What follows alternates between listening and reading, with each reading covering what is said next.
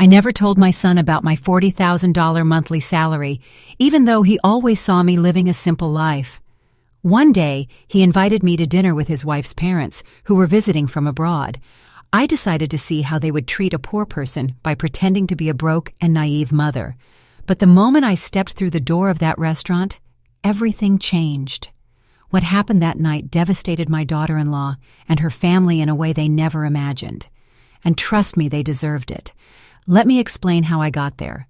Let me tell you who I really am, because my son, Marcus, at 35 years old, never knew the truth about his mother.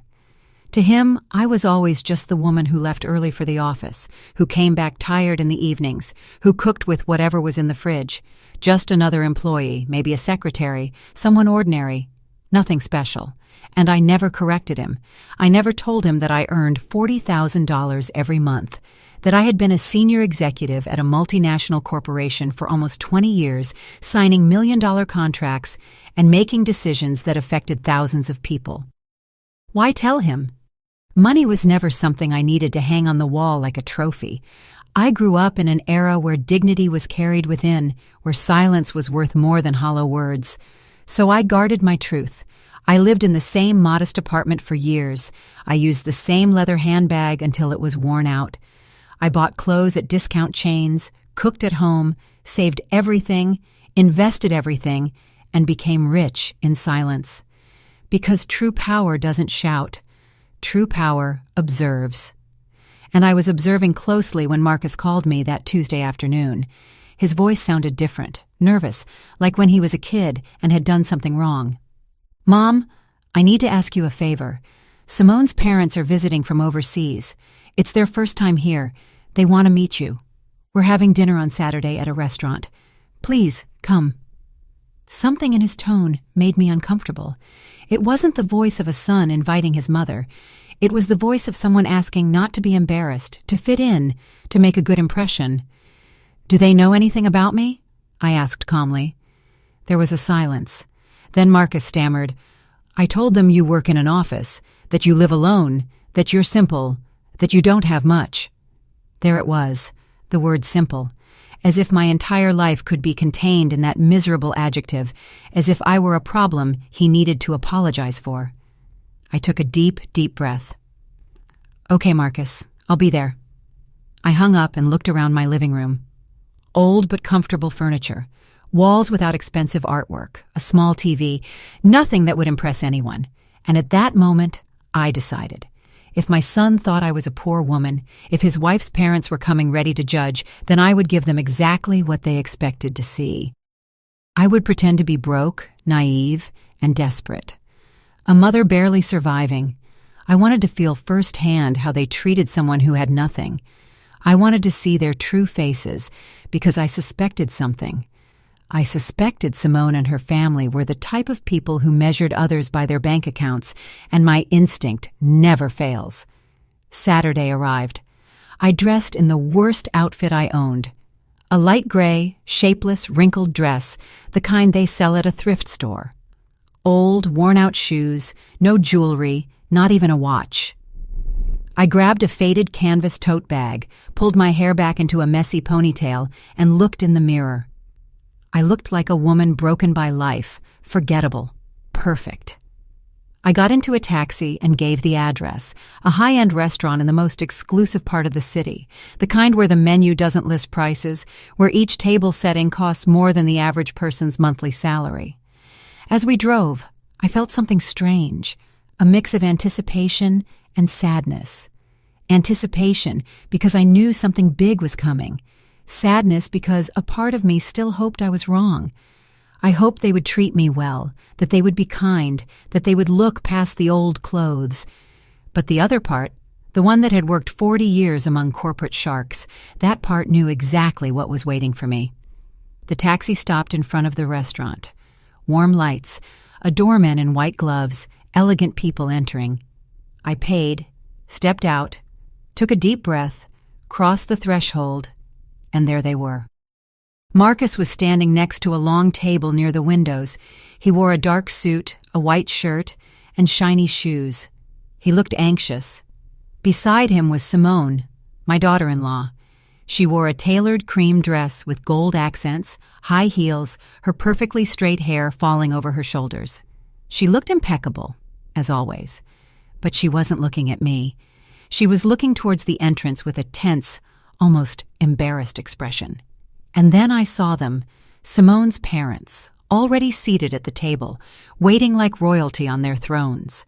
The mother, Veronica, wore a fitted emerald green dress, full of sequins, jewels on her neck, wrists, and fingers.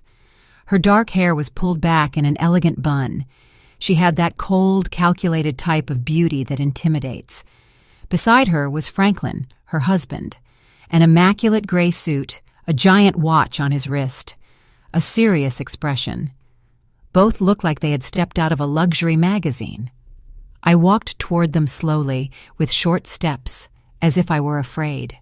Marcus saw me first, and his face changed. His eyes widened. He looked me up and down. I noticed him swallow. "Mom, you said you'd come." His voice sounded uncomfortable. "Of course, son. Here I am." I smiled timidly, the smile of a woman unaccustomed to such places. Simone greeted me with a quick kiss on the cheek. Cold, mechanical. "Mother-in-law, it's nice to see you." Her eyes said the opposite.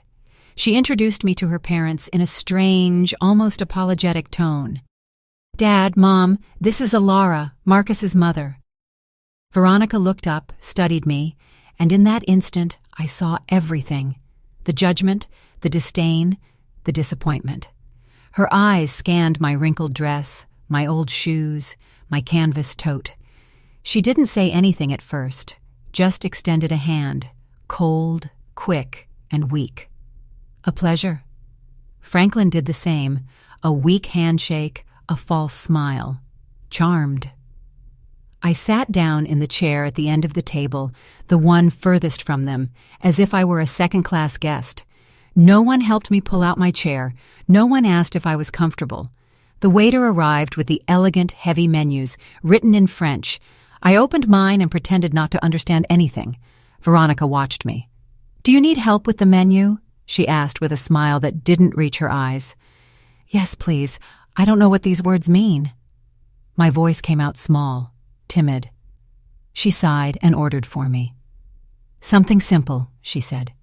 "Something that doesn't cost too much. We don't want to overdo it." The phrase hung in the air. Franklin nodded. Marcus looked away. Simone played with her napkin. No one said anything, and I just watched. Veronica started talking first about general things, the journey from abroad, how tiring the flight was, how different everything was here. Then she subtly began to talk about money. She mentioned the hotel where they were staying. $1,000 a night. She mentioned the luxury car they had rented, obviously. She mentioned the stores they had visited. We bought a few things. Nothing major, just a few $1,000s.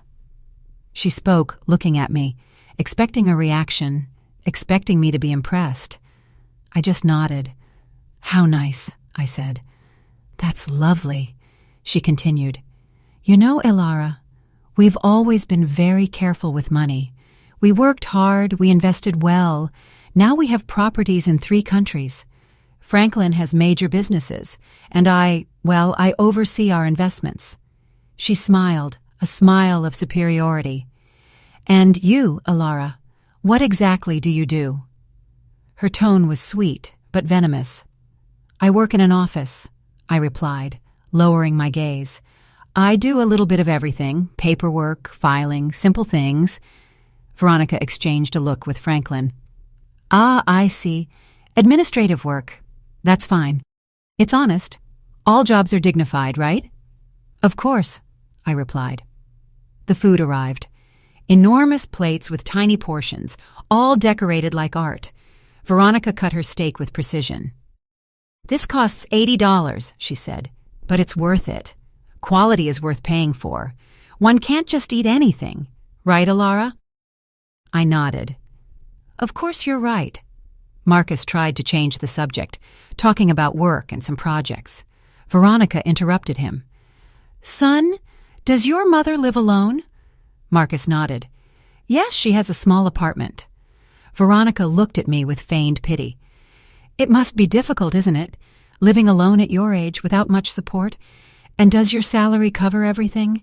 I felt the trap closing. I barely replied, but I manage. I save where I can. I don't need much. Veronica sighed dramatically. Oh, Elara, you are so brave.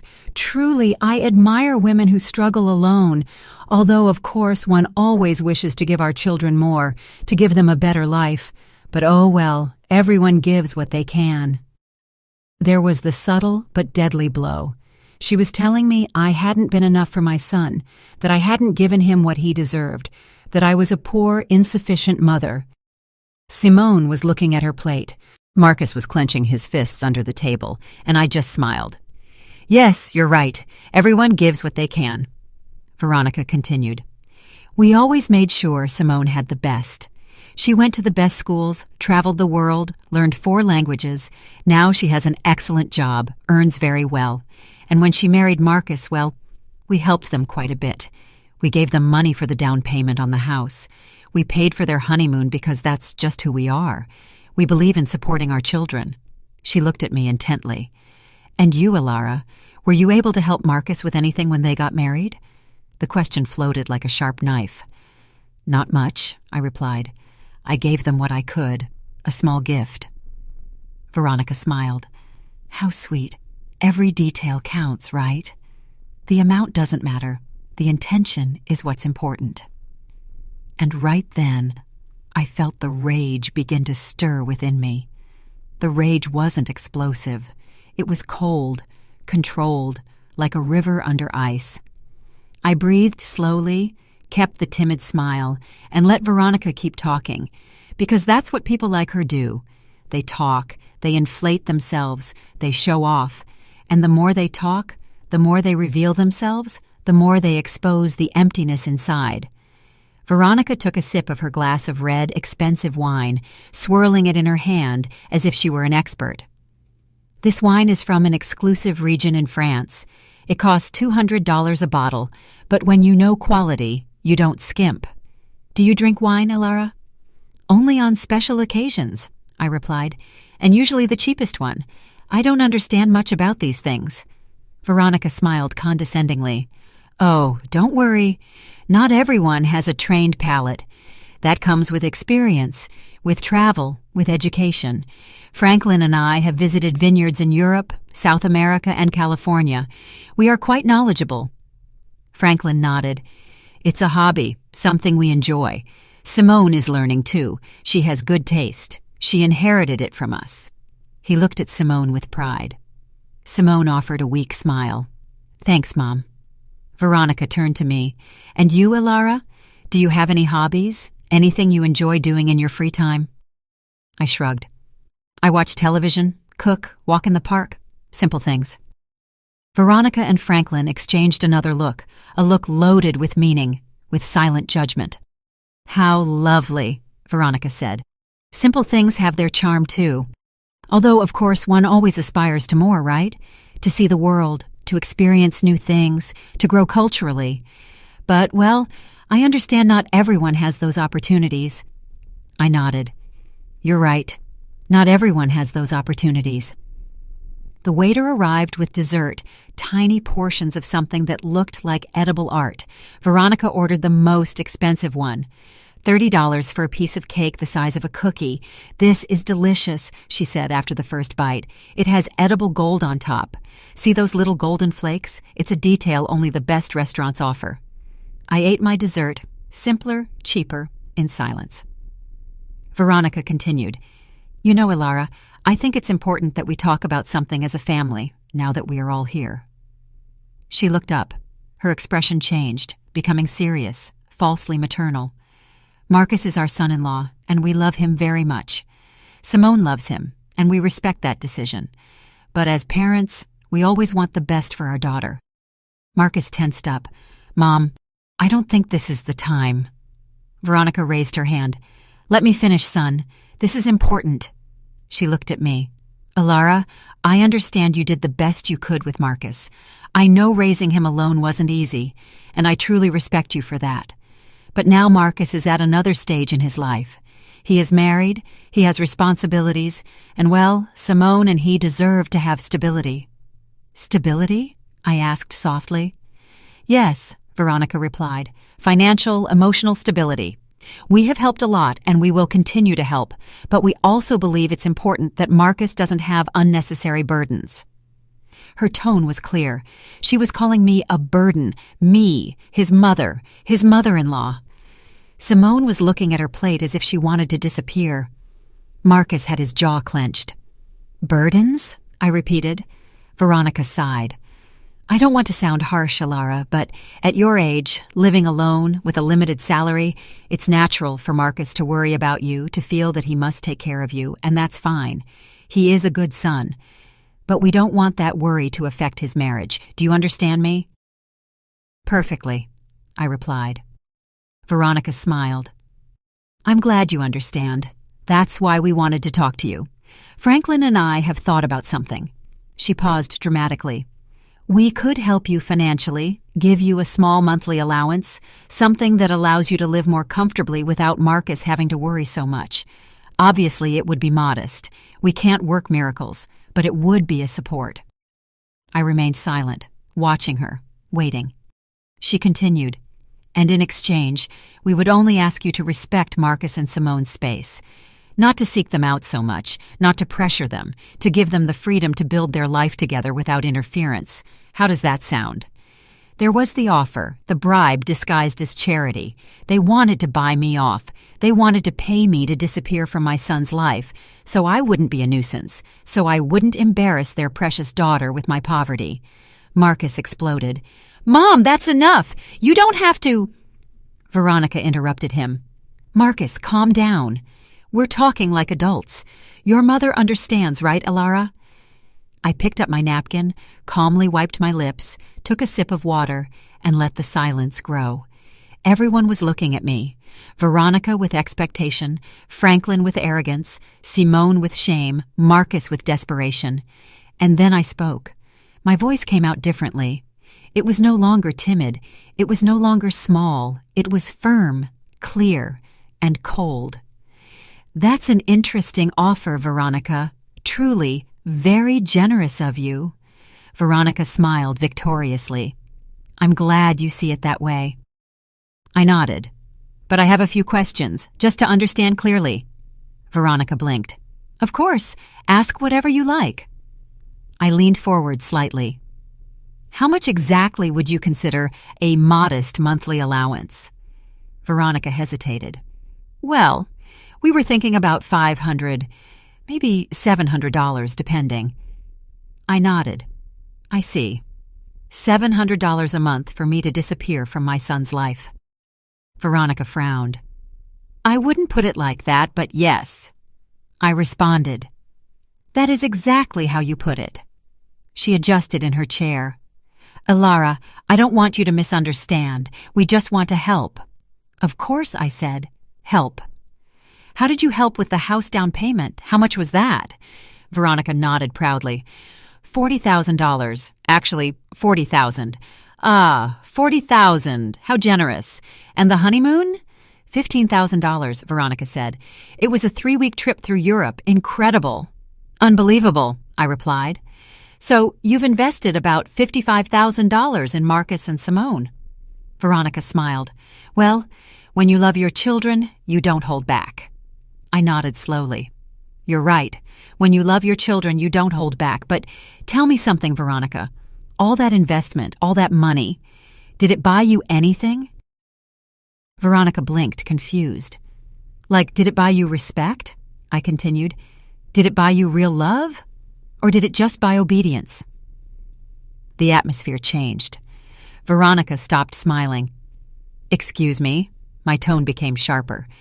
You've spent the entire night talking about money, about how much things cost, how much you spent, how much you have. But you haven't asked even once how I am, if I'm happy, if something hurts me, if I need company. You have only calculated my worth, and apparently I'm worth $700 a month. Veronica paled. I didn't— Yes, I interrupted her. Yes, you did. Since I arrived, you've been measuring my value with your wallet. And do you know what I discovered, Veronica? I discovered that the people who only talk about money are the ones who least understand their true value. Franklin intervened. I think you are misinterpreting my wife's intentions. I looked at him directly. And what are her intentions? To treat me with pity? To humiliate me throughout dinner? To offer me alms so I'd vanish? Franklin opened his mouth but said nothing. Marcus was pale. Mom, please. I looked at him. No, Marcus, please don't. I'm done being quiet. I placed the napkin on the table. I leaned back in my chair. There was no more timidity in my posture, no more shrinking. I looked Veronica directly in the eyes. She held my gaze for a second, then quickly looked away, uncomfortable. Something had changed, and she felt it. Everyone felt it. Veronica, you said something very interesting a moment ago. You said you admire women who struggle alone, who are brave. Veronica nodded slowly. Yes, I did. Then, let me ask you something. Have you ever struggled alone? Have you ever worked without your husband backing you? Have you ever built something with your own 2 hands without your family's money? Veronica stammered. I have my own achievements. Like what? I asked with genuine curiosity. Tell me. Veronica adjusted her hair. I manage our investments. I oversee properties. I make important decisions in our businesses. I nodded. Businesses your husband built, properties you bought together, investments made with the money he generated, or am I wrong? Franklin intervened, annoyed. That's not fair. My wife works just as hard as I do. Of course, I replied calmly. I don't doubt she works. But there is a difference between managing money that already exists and creating it from scratch, between overseeing an empire you inherited and building it brick by brick, don't you think? Veronica pressed her lips together. I don't know where you are going with this, Ilara. Let me explain, I replied. 40 years ago, I was 23 years old. I was a secretary in a small company. I earned minimum wage. I lived in a rented room. I ate the cheapest food I could find, and I was alone, completely alone. Marcus stared at me. I had never told him this in such detail. I continued. One day, I got pregnant. The father disappeared. My family turned their backs on me. I had to decide whether to keep going or give up. I chose to keep going. I worked until the last day of my pregnancy. I went back to work 2 weeks after Marcus was born. A neighbor took care of him during the day. I worked 12 hours a day. I paused and drank some water. No one spoke. I didn't stay a secretary. I studied at night. I took courses. I learned English at the public library. I learned accounting, finance, administration. I became an expert in things no one taught me, all on my own, all while raising a child alone, all while paying rent, food, medicine, and clothes. Veronica was staring at her plate. Her arrogance was starting to crumble. And you know what happened, Veronica? I climbed up little by little, from secretary to assistant, from assistant to coordinator, from coordinator to manager, from manager to director. It took me 20 years of non-stop work, of sacrifices you can't even imagine. But I did it. And do you know how much I earn now? I asked. Veronica shook her head. $40,000 a month. The silence was absolute, as if someone had hit a pause button on the universe. Marcus dropped his fork. Simone's eyes went wide. Franklin frowned in disbelief, and Veronica froze, her mouth slightly open. $40,000, I repeated. Every month, for almost 20 years, that's almost $10 million in gross income over my career. Not counting investments, not counting bonuses, not counting company stock. Veronica blinked several times. No, I don't understand. You earn $40,000 a month? That's right, I replied calmly. I am the regional director of operations for a multinational corporation. I oversee 5 countries. I manage budgets of hundreds of millions of dollars. I make decisions that affect more than 10,000 employees. I sign contracts that you couldn't read without lawyers. And I do it every day. Marcus was pale. Mom, why did you never tell me? I looked at him tenderly. Because you didn't need to know, son. Because I wanted you to grow up valuing effort, not money. Because I wanted you to become a person, not an heir.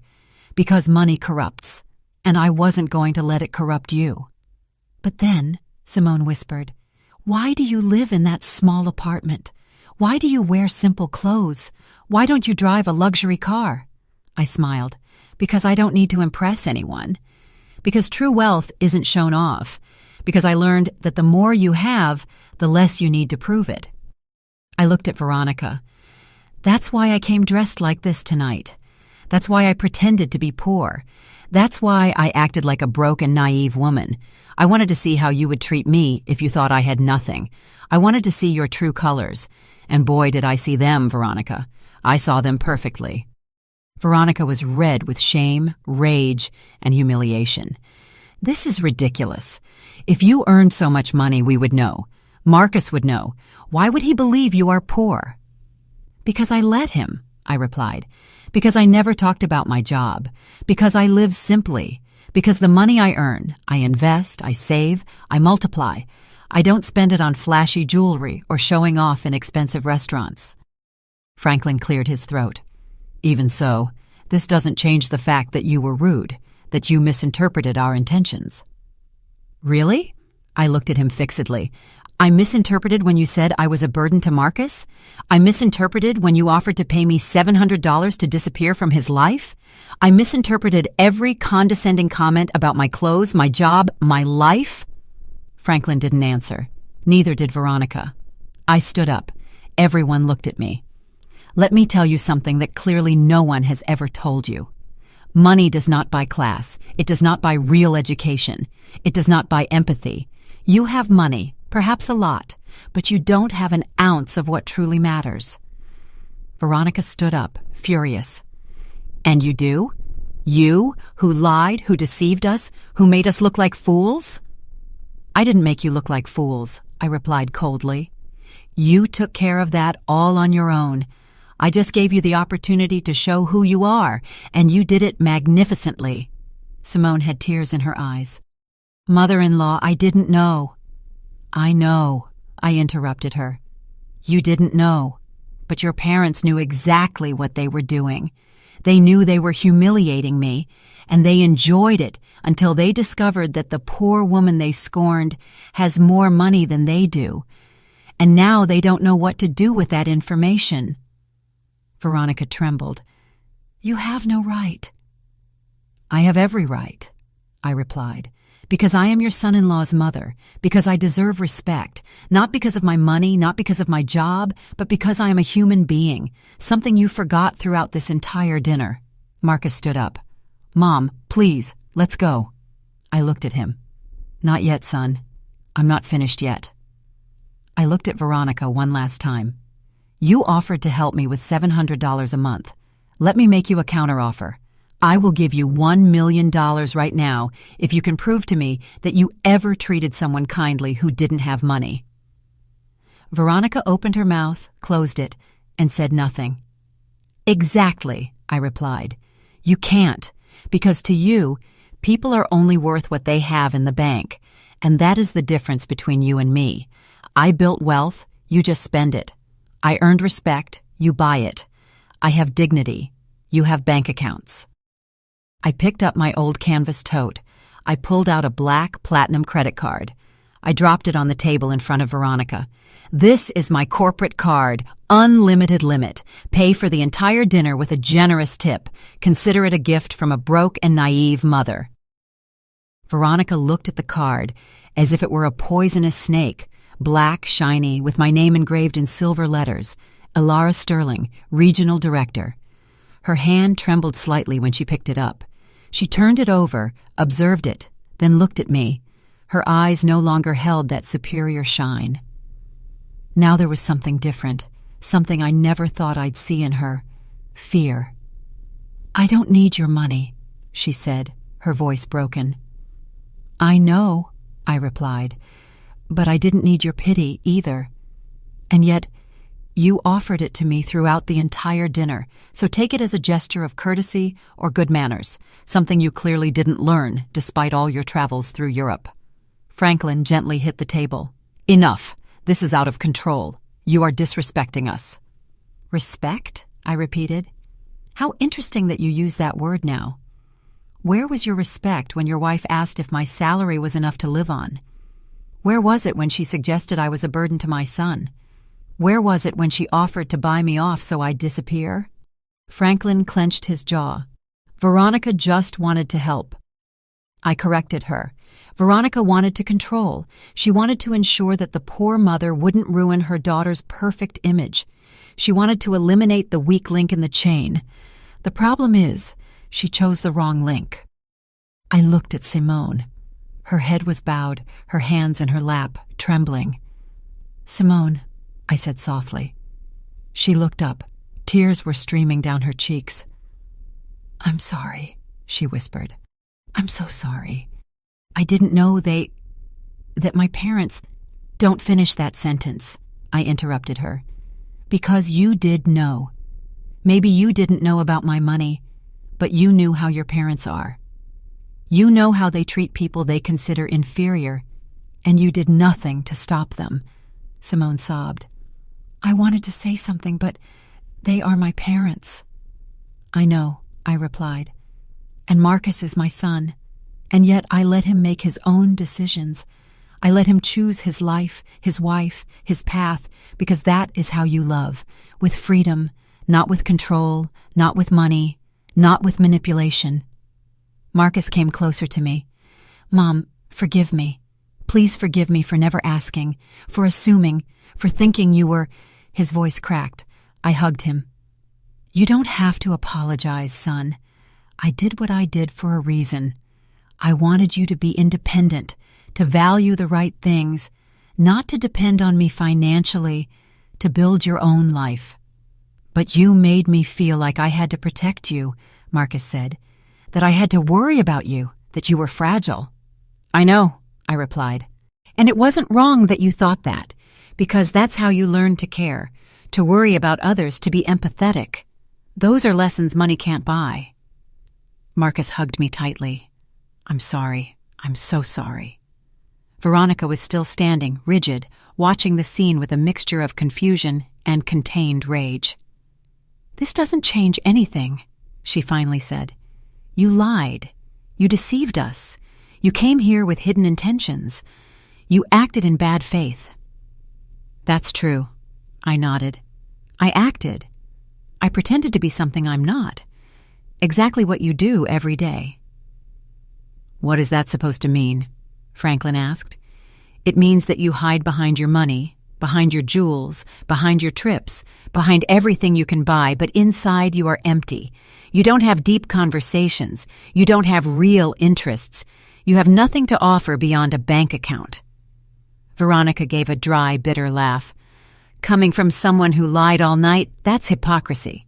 "Perhaps," I replied, "but my lie exposed the truth, your truth, and now you can't hide. Now you know that I saw you, that I felt every comment, that I stored every insult disguised as advice, and that I will never forget it." The waiter timidly approached. "Excuse me, would you like anything else?" Franklin shook his head abruptly. "Just the check." The waiter nodded and disappeared. Veronica sat back down, defeated. Her posture was no longer elegant. It was the posture of someone who had just lost something important, and it wasn't money, it was power. "Elara," she said, in a softer, less aggressive voice, "I don't want this to ruin the relationship between our families. Marcus and Simone love each other. They have a life together. We can't let this—" I interrupted her. "Let this what? Let this ruin your plans? Let this expose what you really think? It's too late for that, Veronica. The damage is done. But we can fix it," she insisted. "We can start over." "No," I cut her off firmly. "We can't, because now I know who you are, and you know who I am. And that truth cannot be erased with empty apologies or fake smiles. You treated me like trash, and you did it with pleasure because you thought you could." Franklin cleared his throat. "You were the one who came here lying. You provoked this situation." "You're right," I nodded. "I provoked this because I needed to know. I needed to confirm what I already suspected, that you are not good people, that your money doesn't make you better, that you are exactly the kind of people who despise others for not having the same things. Veronica wiped away a tear. We are not bad people. Maybe not, I replied, but you are definitely not good, and there is a huge difference between those two things. The waiter returned with the check and left it in the center of the table. No one touched it. Veronica looked at my black card still in her hands, then looked at me. I'm not going to use your card, she said. We will pay our own bill, as we always do. Perfect, I replied. Then keep that card as a souvenir, as a reminder that not everything is as it seems, that the woman you scorned all night has more than you will ever have. And I'm not just talking about money. Veronica put the card down on the table. I don't want it. I don't want your moral lecture either. I pushed it back toward her. Keep it anyway, because something tells me you'll need it. Someday you'll run into someone like me, someone who pretends to be less than they are, and you'll make the same mistake again, because people like you never learn. Franklin took out his wallet, pulled out several credit cards, all golden, all shiny. He chose one and put it on the check. The waiter took it and left. No one spoke during those waiting minutes. The silence was thick, uncomfortable, and heavy. Simone cried quietly. Marcus held my hand. Veronica stared at the wall. Franklin checked his phone to avoid eye contact. The waiter returned. Sir, your card was declined. Franklin looked up abruptly. How was it declined? The waiter repeated. Declined. Do you have another form of payment? Franklin turned red. That's impossible. That card has an extremely high limit. It must be a system error. The waiter shrugged. I can try again if you like. Franklin handed him another card. The waiter left. Veronica nervously looked at her husband. What happened? I don't know, Franklin replied, irritated. It must be a bank error. Maybe they froze the account for security. It happens sometimes when you travel. I nodded with feigned understanding. Of course those things happen. How inconvenient. The waiter returned again. I'm sorry, sir. This one was also declined. Franklin stood up. This is ridiculous. I'm calling the bank right now. He stormed out of the restaurant. Veronica remained seated, ashamed, humiliated. This has never happened to us, she murmured. Never. What terrible timing, I commented without emotion. Marcus looked at the check. Mom, I can— No, I interrupted him. You are not paying for anything. I took out my wallet, a simple old leather wallet. I pulled out another card. This one was not black. It was transparent, made of heavy metal. A card that less than 1% of people in the world possess. I put it on the table in front of Veronica. She looked at it. Her eyes widened. She recognized what it was. That's a Centurion card. That's right, I replied. American Express, exclusive invitation, minimum annual spending requirement of $250,000, $5,000 annual fee just for having it, and benefits you can never imagine. Veronica said nothing. The waiter took the card carefully, as if it were something sacred.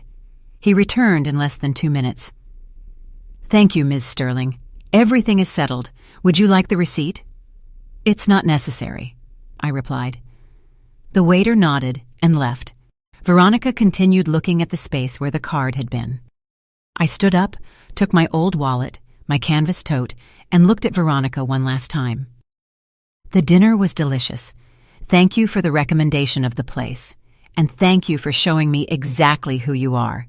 You saved me a lot of time, a lot of energy, and many future disappointments. Veronica finally looked up.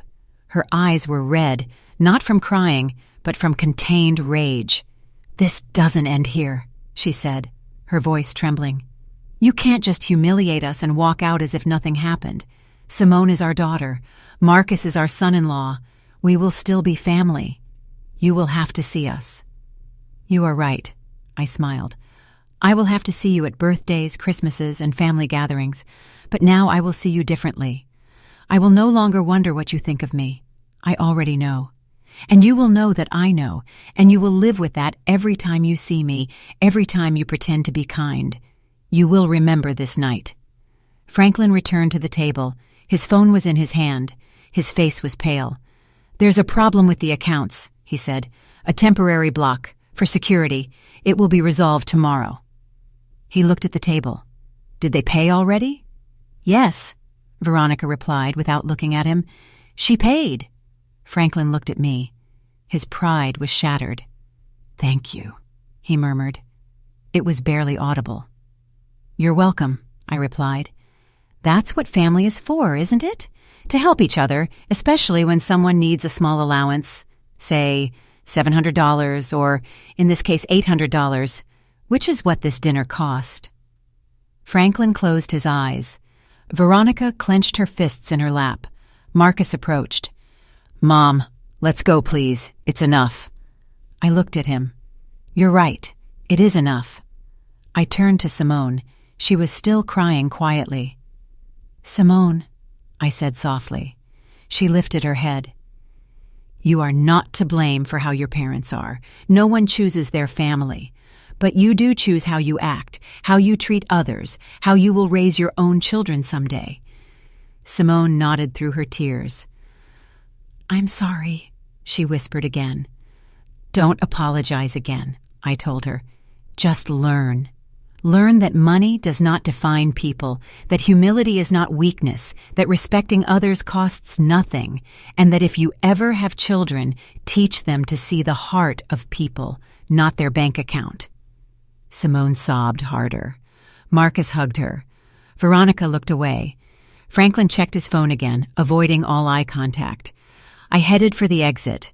I took a few steps, then stopped and turned around one last time. "Ah, Veronica, one more thing." She looked at me. "Do you remember when you said you speak 4 languages?" Veronica frowned. "What does that have to do with anything?" "Just curious," I replied. "In which of those 4 languages did you learn to be kind? Because clearly it wasn't in any of them." Veronica opened her mouth, but no words came out. "Exactly," I said. "You can speak 100 different languages and still not say anything worth listening to." I walked out of the restaurant. Marcus walked beside me. The fresh night air hit my face. I breathed deeply. I felt as if a huge weight had been lifted off me. Not a physical weight, but an emotional one. The weight of pretending, of tolerating, of keeping silent. Marcus took my arm. "Mom, are you okay?" "Perfectly fine," I replied. "Better than ever. And you, Marcus?" Marcus sighed. "I don't know. I'm processing everything." "I can't believe you never told me about your job, about your money, about everything you accomplished." I stopped and looked him in the eyes. "Does it bother you?" He quickly shook his head. "No, of course not. I'm proud, incredibly proud. But I also feel foolish, blind." "You are not foolish," I told him. "You simply saw what I wanted you to see. And I did it on purpose because I needed you to grow up without depending on me, without feeling you had an economic safety net waiting for you. I needed you to fight, to work, to value everything you achieved on your own." Marcus nodded. "I understand. But now I also understand why you never complained, why you never asked for help, why you always seemed so calm, because you needed nothing." I smiled. "I needed many things, son. Only none of them could be bought with money. I needed to see you grow up, see you become a good man, see you make the right decisions." "And I achieved that, even marrying Simone?" he asked in a weak voice. "Even marrying Simone," I replied. "She is not her parents. She can learn. She can change. But that depends on her and on you, on how you build your relationship, on what values you choose to follow." Marcus remained silent, processing, thinking. A taxi stopped in front of us. I had called for a rideshare as we left. I opened the door. Marcus stopped me. "Mom, can I ask you something?" "Of course." "Why did you do it?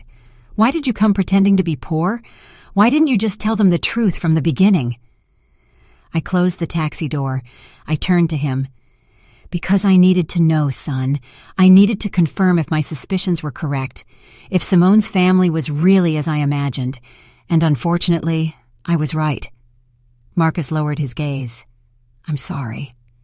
You don't have to apologize for them, I told him.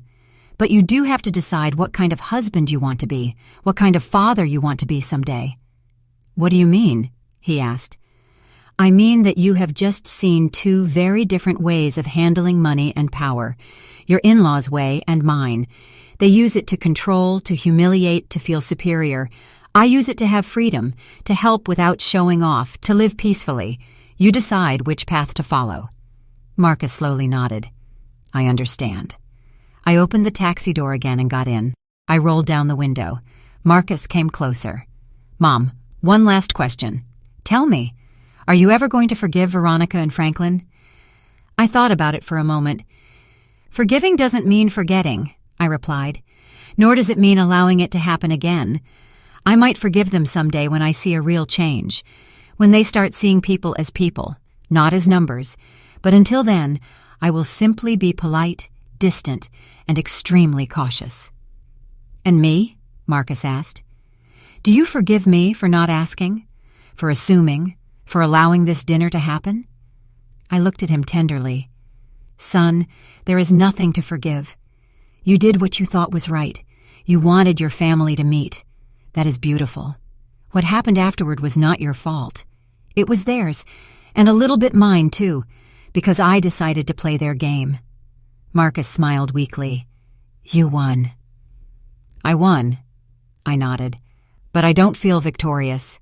I feel tired and sad because I confirmed something I didn't want to confirm, that some people will never change, that some families are broken even if they have money, that there are voids no bank account can fill. The taxi driver cleared his throat. Ma'am, should we go?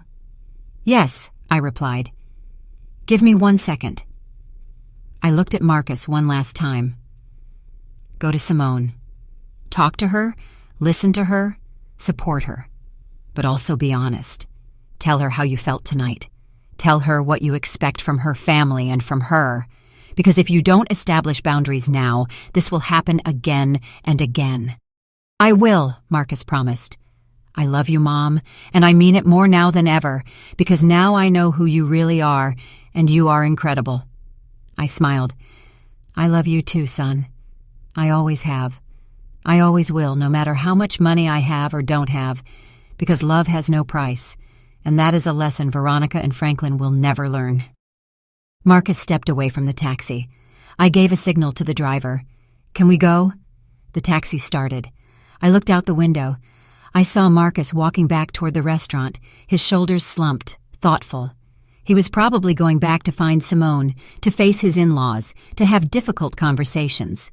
And I felt proud, because that meant he was maturing, he was learning, he was choosing to be better than the example he had just witnessed. The taxi sped through the city's illuminated streets. I closed my eyes and thought about everything that had happened, every word, every look, every moment of tension, and I wondered if I had done the right thing, if I had been too harsh, too cruel, too vengeful. But then I remembered every disguised insult, every condescending comment, every look of disdain, and I knew that no, I hadn't been too anything, I had simply been honest. Finally, the taxi was crossing the empty streets of the night. The lights of the buildings flashed quickly past the window. I opened my old canvas tote and took out my phone. A simple phone, nothing ostentatious, nothing attention-grabbing. I had 3 unread messages. One from my assistant asking about a Monday meeting, another from a colleague congratulating me on a closed contract, and one from an unknown number. I opened the unknown message. It was from Simone. Mother-in-law, please forgive me. I didn't know my parents would be like that. I am ashamed. I need to talk to you, please. I looked at the message for a long time. I thought about responding. Then I decided not to. No, she still needed time. She needed it too. Words rushed out of guilt rarely mean anything real. True changes take time, reflection, and consistent action. I put the phone aside. The taxi driver looked at me through the rearview mirror. Excuse me for asking, ma'am, is everything okay? I looked up at him. Yes, everything is fine. Why? Well, you got in very quietly. And normally the people who come out of that restaurant are happy, talking about how delicious the dinner was. You came out as if you had been in a war. I smiled slightly. Something like that. Was it that obvious? He shrugged. I've been driving a cab for 20 years. I've seen it all. Drunk people, people fighting, couples breaking up, families arguing. And you have that look of someone who just said something they'd been keeping inside for years. You're perceptive, I told him. It's my job, he replied. Plus it helps pass the time. Do you want to talk about it? You don't have to, but sometimes it helps to tell things to a stranger. Someone who isn't going to judge you, someone who doesn't know you. I thought about his offer. It was tempting, but I shook my head. Thank you, but I think I've talked enough for today. He nodded. I understand, but let me tell you something. Whatever happened in there, you did the right thing. I know because you are calm. You are not crying. You are not screaming. You are processing, and that means you spoke your truth. And the truth always brings peace, even if it hurts. His words surprised me. He was an older man, maybe 60 years old, with gray hair and working hands. A simple man, like the one I pretended to be. Do you believe in the truth? I asked him. I believe in honesty, he replied. Not always the absolute truth, because the truth changes depending on who tells it. But honesty doesn't. Honesty is saying things the way you feel them, without masks, without lies, even if it hurts, even if it makes things awkward, even if it costs you something. I nodded. You're right. My wife always told me I was too direct, he continued, that I said things without a filter, that I hurt people without meaning to, and maybe she was right. But she also told me that she never doubted me because she knew that what came out of my mouth was real, not calculated, not manipulated, just real. I smiled. She sounds like a good woman. She was, he replied. She died 5 years ago. I'm sorry, I said sincerely. He shook his head. Don't be sorry. We had 40 years together. 40 years of honesty, of fights, of reconciliations, of laughs, of tears.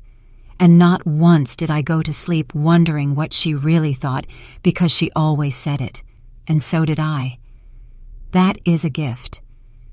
You're right, I murmured. It's a gift. The taxi stopped at a red light.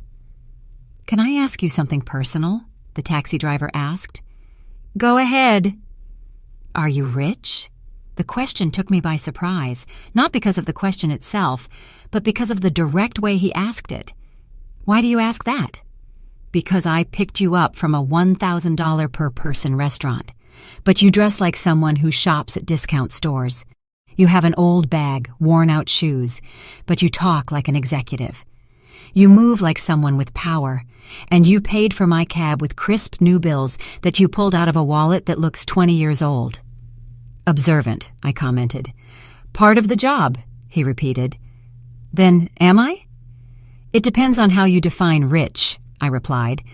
If you are talking about money, yes, I have enough. More than enough. If you are talking about happiness, I also have peace, health, a son I love, work I am passionate about. That makes me rich in many ways. He nodded, satisfied. I knew there was something. Truly rich people don't need to prove it. The light changed to green. The taxi moved forward.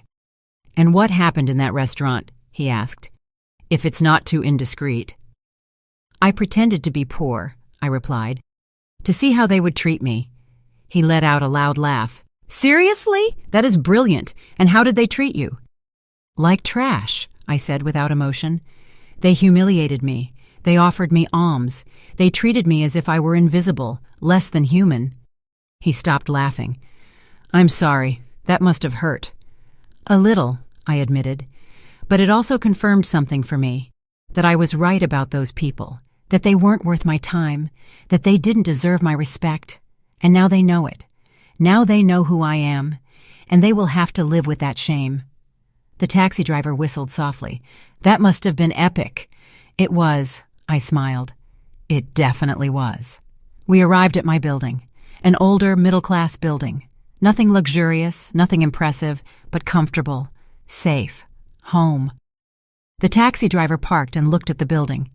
"You live here?" "I live here," I confirmed. He shook his head, astonished. "You truly are special. Most people with money move to expensive areas, to buildings with doormen, private security, gyms, and pools. You live like a normal person." "I am a normal person," I replied. "I just have more money than most. But that doesn't make me different. It doesn't make me better. Money is just a tool, not an identity." He smiled. "I wish more people thought that way. The world would be better." I took out my wallet. "How much is it?" $30, he replied. I gave him a $100 bill. "Keep the change, ma'am. This is too much." "It's not," I said. "You listened to me. You gave me perspective. You reminded me that there are still good people. That is worth more than $70. He took the bill carefully. "Thank you. Truly. Thank you." "Thank you," I replied. "And take care of that honesty. It's rare. It's valuable. Don't lose it." "I won't," he promised. I got out of the taxi, closed the door. He rolled down the window. "Ma'am, one last thing. Tell me. Whatever happened tonight, don't regret it. Don't feel sorry, because people like you, the people who speak the truth, even if it hurts, are the ones who change the world. Little by little, one conversation at a time." I smiled. "Thank you. I will remember that." The taxi drove away. I stood in front of my building, looking up at my 5th-floor window. The light was off, dark, silent, waiting for me. I entered the building and walked up the stairs. I never used the elevator. I preferred to walk, to stay active. I reached my door. I took out my keys, the same keys I had had for 15 years. I opened the door. The apartment was cold, empty. I turned on the light. Everything was in its place. The simple living room, the small kitchen, the dining room with mismatched chairs, the walls without expensive artwork. And I felt at peace because this place was mine, truly mine, not bought to impress, not decorated to show off, simply a space where I could be myself, without masks, without pretensions. I took off my old shoes, took off the wrinkled gray dress, and put on comfortable clothes, and old, soft, familiar pajamas. I made myself some tea, sat on the sofa, and turned on the television. News. Nothing interesting. I turned it off. I sat in silence, thinking, processing, feeling. And for the first time in many years, I felt completely free. Free from pretending, free from being silent, free from tolerating, free from being less than I was. Because that night, I didn't just expose Veronica and Franklin. I also liberated myself from expectations, from judgment, from the need to hide who I was. And that was invaluable. More than any amount in my bank account. My phone vibrated. Another message, this time from Marcus. "Mom, did you get home safely?" I smiled. I quickly replied, "Yes, son. I arrived perfectly fine. I'm home resting." His reply was immediate. "I love you. Thank you for everything, for being who you are, for teaching me, for never giving up." I closed my eyes. I felt a tear roll down my cheek. Not from sadness, from relief, from love, from gratitude. I replied, "I love you too, always." I put the phone aside. I drank my tea.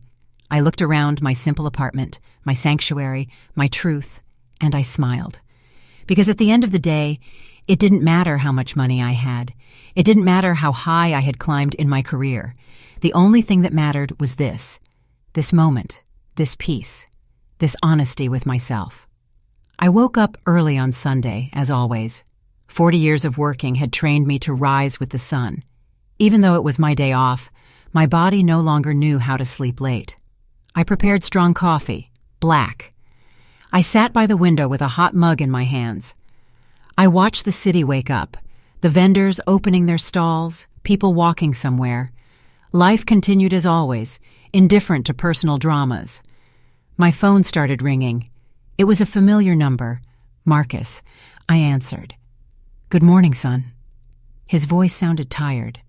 "Mom, I need to talk to you." "Did something happen?" A lot, he replied. Last night, Simone and I talked for hours. Her parents were there too. It was intense. I took a sip of coffee. Tell me. Marcus sighed deeply. After you left, I went back to the restaurant. Veronica and Franklin were still there, waiting for their cards to work. It was humiliating for them.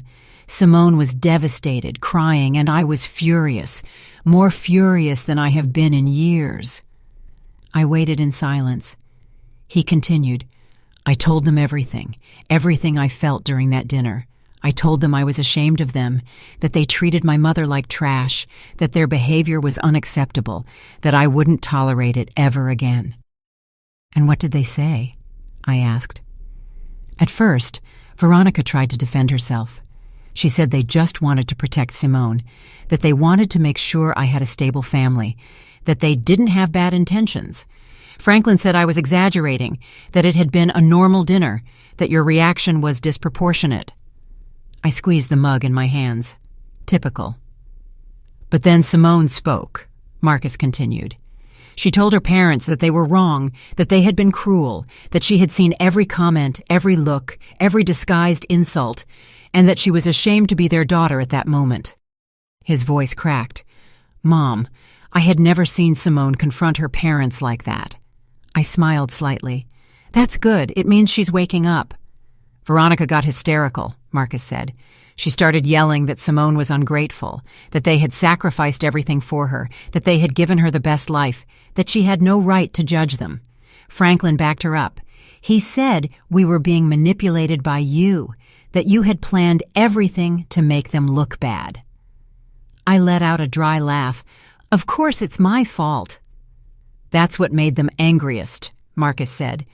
I told them they were right, that you did plan everything, but that they fell into the trap because that's really how they are, because they really treat people they consider inferior badly, that you just gave them the opportunity to show themselves, and they did it perfectly. Well said, I murmured. Thanks. I learned it from you. There was a silence. Then Marcus continued. Mom, I need you to know something. Last night, I made a decision. Simone and I are going to set boundaries with her parents. We are not going to cut off the relationship, but we are going to set clear rules. No comments about money, no comparisons, no attempts to control our lives. And if they can't respect that, then they will have to accept the consequences. And did they accept? I asked. No, he replied. They left furious. They said we were ungrateful, that we would regret it someday, that when we needed help, they wouldn't be there. Franklin said he was going to reconsider his will. Veronica said Simone had chosen the wrong family. I shook my head. Emotional blackmail, the last resort of people without arguments. Exactly, Marcus said. But it didn't work. Simone stood firm. I did too. They left the restaurant without saying goodbye, without looking back. And honestly, Mom, I felt relief, as if a huge weight had been lifted off me. That's because it was, I told him. You lifted the weight of living under their expectations, under their control. Now you can build your life however you want, not as they dictate.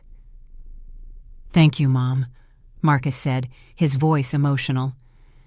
Thank you for doing what you did last night. I know it was difficult. I know it was awkward, but we needed to see it. I needed to see who they really were, and Simone needed to see that there was another way to live, a more honest, more authentic way. You are welcome, son. I only did what I believed was right. There is something else, Marcus said. Simone wants to come see you.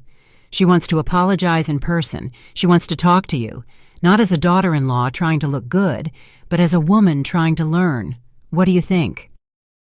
I thought for a moment. Tell her she can come, but not today. Give her a few days to process, to think carefully about what she wants to say. Rushed apologies are hollow.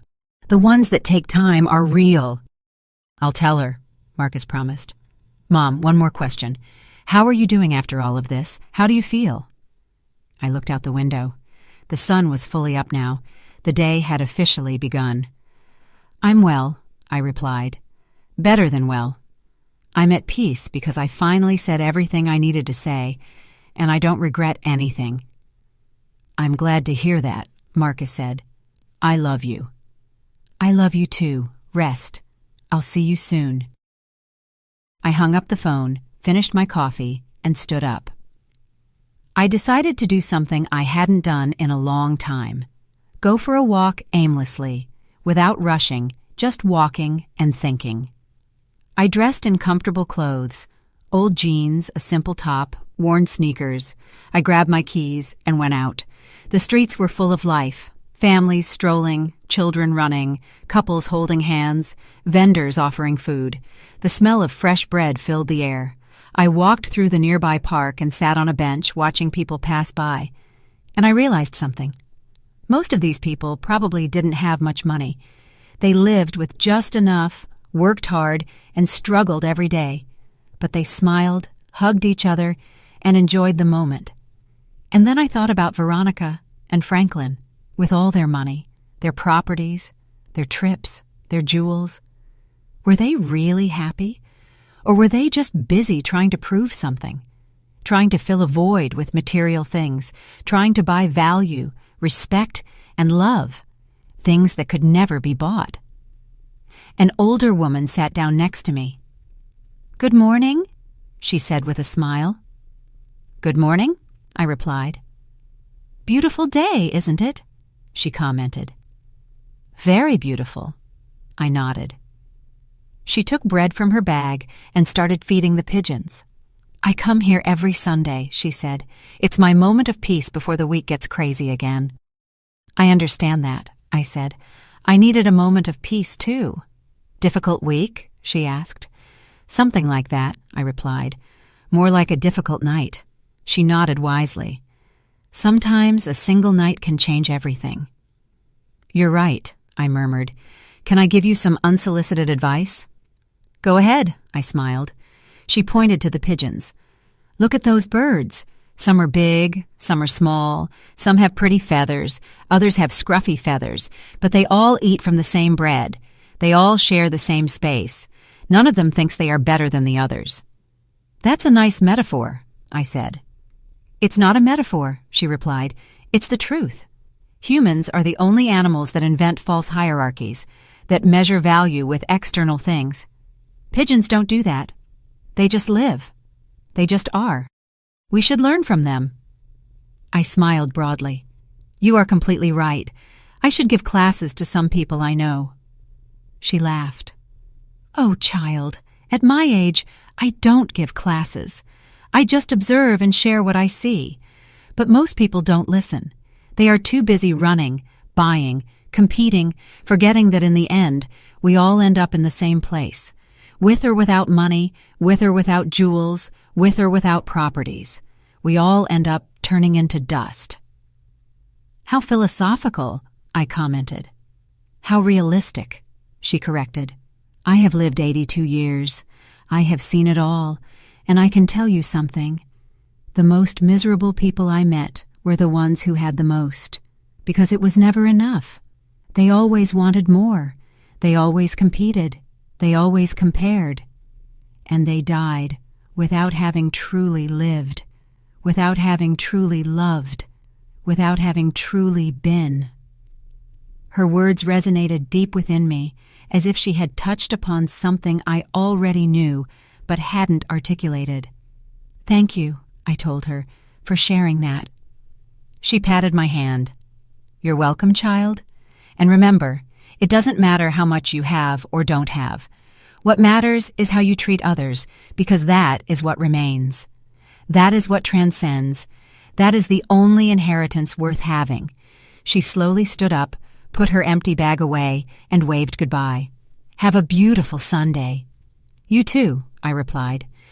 I watched her walk away, a small woman, hunched with age, wearing old clothes and worn shoes, but with more wisdom than all the Veronicas and Franklins in the world combined.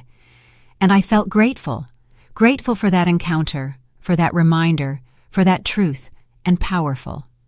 I stayed on the bench for a while longer, thinking, feeling, processing everything that had happened, and I came to a conclusion.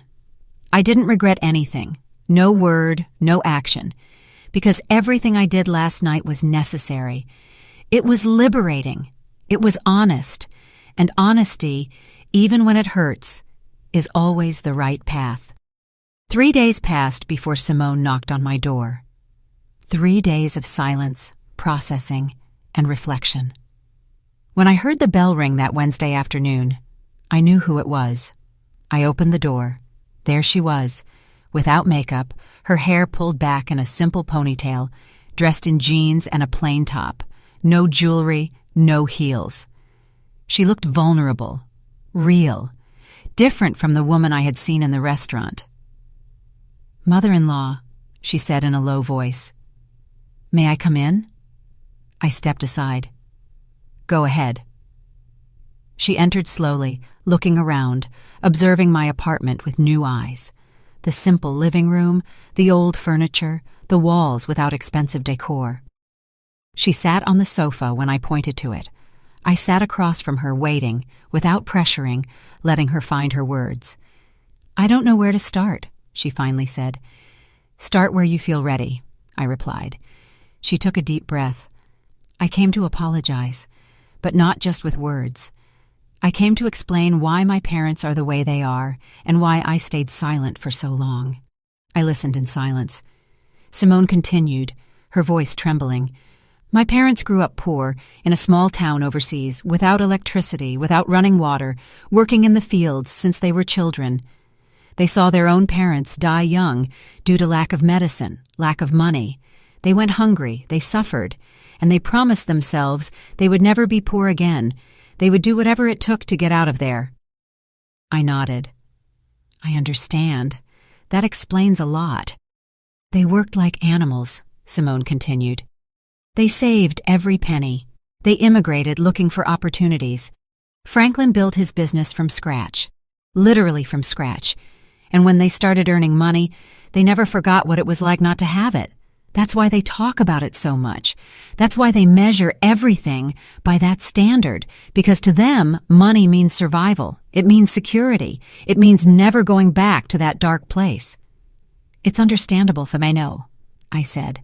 "Trauma does strange things to people." Simone nodded. "But that doesn't excuse how they treated you. I know. And I want you to know that I saw everything, every comment, every look, every insult.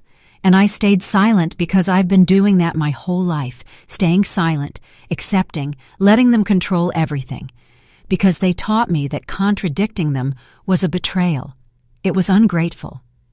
"And now?" I asked. "Now I understand I was wrong," she replied. "That love is not control. That family is not blind obedience.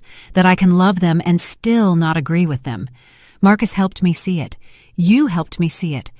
That night at the restaurant, when you revealed yourself, when you told them everything, it was as if a blindfold had been taken off my eyes."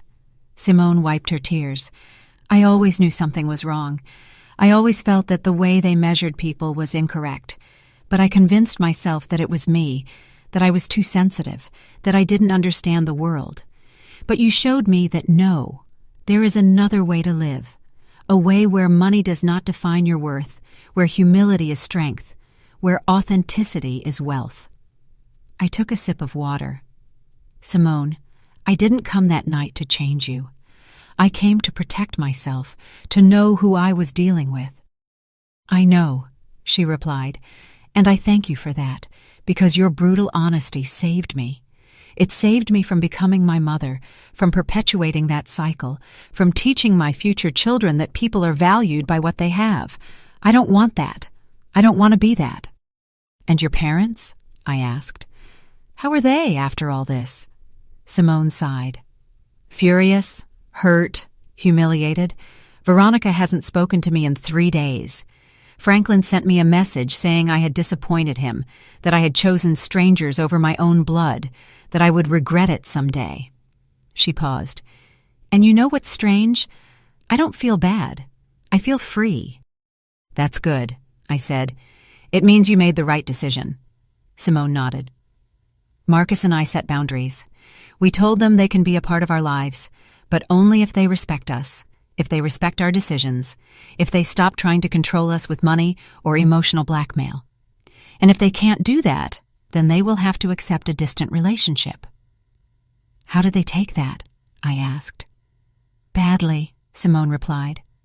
"Veronica said we were ungrateful, that they had sacrificed everything for me. Franklin threatened to disinherit me, to cut off all financial aid, as if that were the only thing we cared about, as if our love for them depended on their money. And that's when I realized they really believe that. They really think their value is in their wallet." "It's sad," I commented. "Very sad," Simone agreed, "because they have so much and enjoy nothing. They just accumulate, compete, show off, but they never stop to ask themselves if they are happy, if they have peace, if they have real connections with people. They just count their properties and feel victorious, while inside they are empty." She was silent for a moment, then she looked at me directly. "Mother-in-law, I want to ask you for something. Tell me. I want to learn from you. I want you to teach me how to live with dignity, how to be rich without needing to prove it, how to have peace in the midst of chaos, how to be strong without being cruel, because that night I saw something in you that I never saw in my parents. I saw class. I saw real power. I saw a woman who didn't need to shout to be heard." I smiled tenderly. "Simone, I can't teach you that. That is learned by living, by making mistakes, by falling, by getting up. The only thing I can do is share my experience and tell you that the path is not easy. You will face criticism, judgment, people who won't understand why you live differently. But if you stay true to yourself, if you live according to your values, you will find peace, and that peace is worth more than any amount of money." "I want to try," Simone said. "I want to be better, not just for Marcus, but for me, because I deserve to live without that constant pressure, without that need to impress, without that fear of not being enough." "Then do it," I told her, "but don't do it all at once. Do it little by little.